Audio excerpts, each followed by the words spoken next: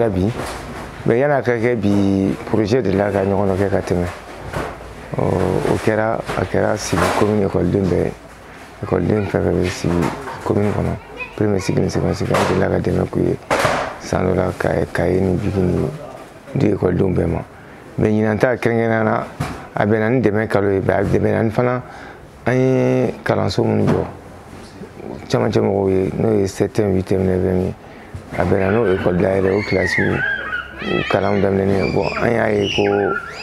vraiment dɛmɛ kalo don an y'a essayer ɲɔgɔn dɛmɛ kalo fana don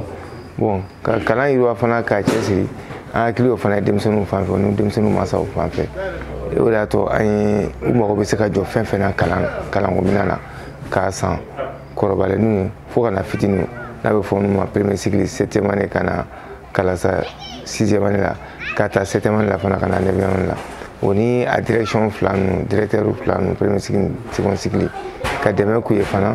baarakɛminɛnw bɛ se ka sɔrɔ u bolokɔrɔ cogo n'o ye livre ni minɛnmisɛnninw ye équerre ni règle ni fɛn caman n'u mago bɛ se ka jɔ a la a kana taa k'u ma dɛmɛ o de y'a to an nana sɔgɔmada na k'o tilali kɛ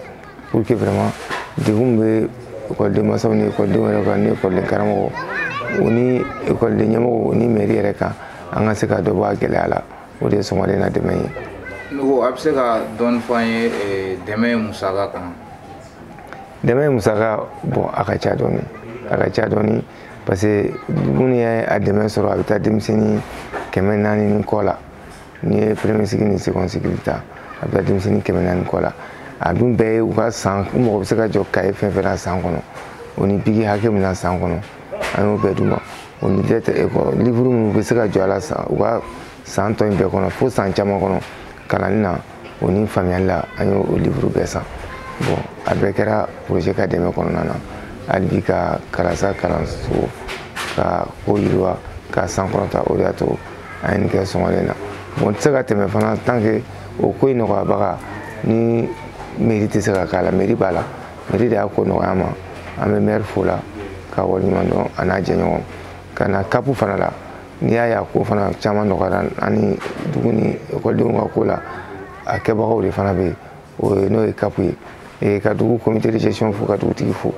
parce que an bɛ dɛmɛ kɛ n b'o fɔ tuma bɛɛ an ka dɛmɛ tɛ degun an ma dabɔ degun kama n'an ko k'an bɛ dɛmɛ kɛ an b'a dabɔ ka mɔgɔw lafiya de an ka lafiya fana kama an tɛ fɛ ka na ni fɛn ye mun bɛ se ka na ni fɔɲɔgɔnkɔ ye n'an bɛ na ni dɛmɛ ye a bɛ taa ni sira min fɛ an bɛ dɛmɛ k'o sira de fɛ pour que a ka se an ma minnu y'a ɲini a ka d'u ma o de y'a to an bɛ mairie bila a ka minɛn kɔnɔ an bɛ CAP bila a ka minɛn kɔnɔ an bɛ dugutigi fana n'a ka conseil bila ka minɛn kɔnɔ ka comité de gestion bila ka minɛn kɔnɔ et vraiment an ka baara bɛ k'o sira de kan pour que bɛɛ bɛ se k'i ta sɔrɔ a la ni mun y'i ka baara ye a ko kɔnɔna na.